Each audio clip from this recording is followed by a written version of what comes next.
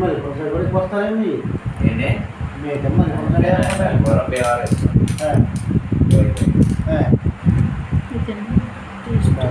బాగా